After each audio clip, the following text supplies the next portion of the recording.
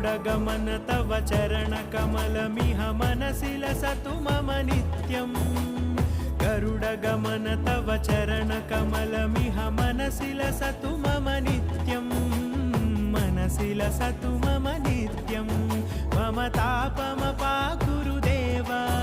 मम पापमपाकुरु देव मम तापमपाकुरु देव मम पापमपाकुरु देव